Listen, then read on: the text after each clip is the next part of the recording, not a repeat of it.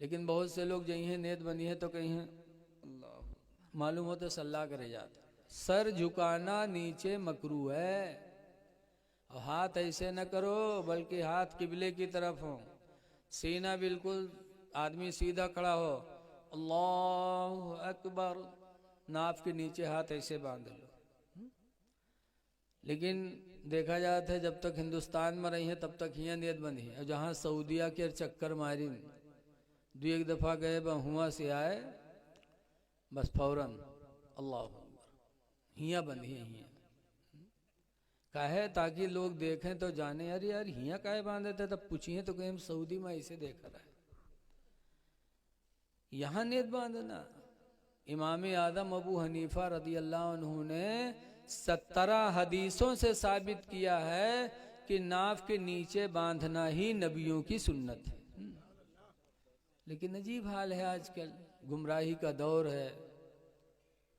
गोंडा बस्ती में एक हाजी साहब थे, हाजी उमराव, बहुत नेक आदमी थे लेकिन पढ़े लिखे कम रहा।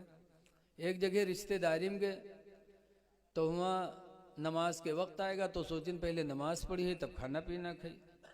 हाजी उमराव साहब गए मस्जिद में और वज़ू बनाने के बाद गए कि लाओ जमात से नमाज पढ़ ले गए, देखा तो जमात खड़ी थी तो हुआ देखें कि सब हियाँ नियत बांधे हैं, इमाम का देखें तो इमामों ही बांधे।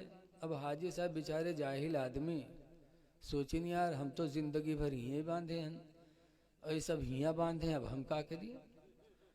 तो थोड़ी देर सोचिन वोचिन के बाद जमात में खड़े हो गए और हाजी साहब नियत बांधें तो कहें अल्लाहु अकबर,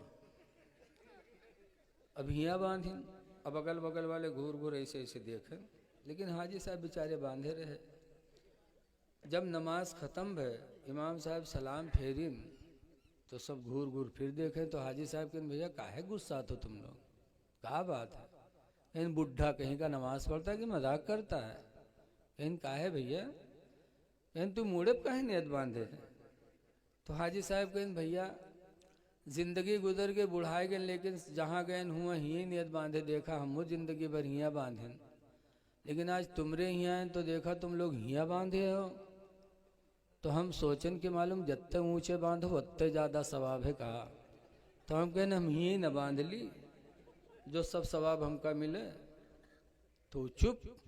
तब हाजी साहब ने डांटा, कहा बदतमीज, रसूलुल्लाह का फरमान है कि मर्दों के ख्वाहिशात को अल्लाह ताला ने नाफ के नीचे पैदा फरमाया, लिहाजा मर्द हालत नमाज में अपने हाथ को नाफ के नीचे रखे ताकि उसका नफ्स दबा रहे, नमाज में गंदे ख्यालात न पैदा हों।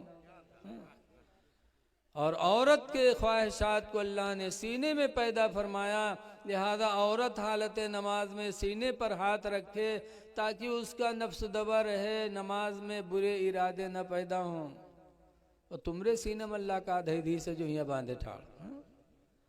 तो आज अजीब हाल है। ऐ लोगो, जब मस्जिद में जाना नसीब हो तो खुदा का शुक्र अदा करो कि अल्लाह तेरा शुक्र है। इसीलिए हदीस पाक में आज बहुत से लोग मस्जिद में जाई हैं जुम्मक दिन तो जाई हैं पहले बैठ जाई हैं, तब बैठ के तब खड़े हुए नमाज पढ़ी। जाके मस्जिद में बैठो ना।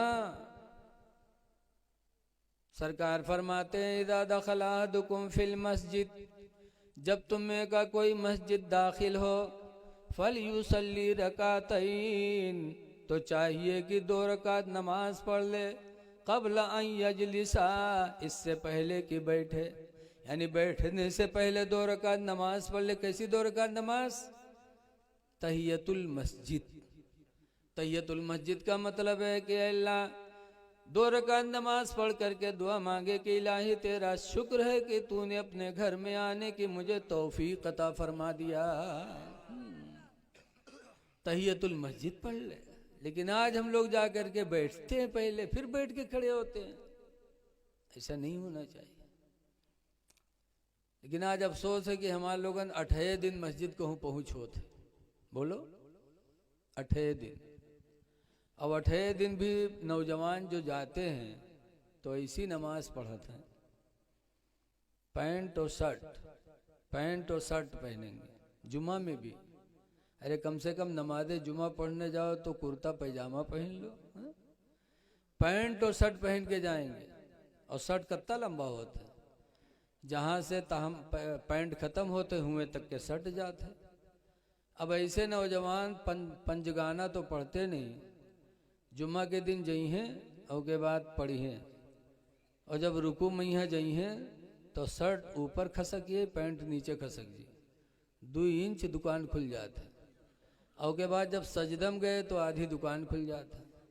अब बताओ, तुम्हारी सतरे औरत खुल गई तो तुम्हारी नमाज टूटी कि नहीं टूटी?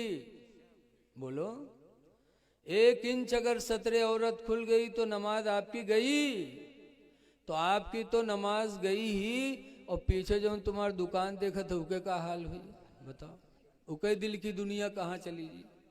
तो तुमने अपनी भी नमाज बातिल किया और अपने पीछे वाले की भी नमाज को बातिल किया।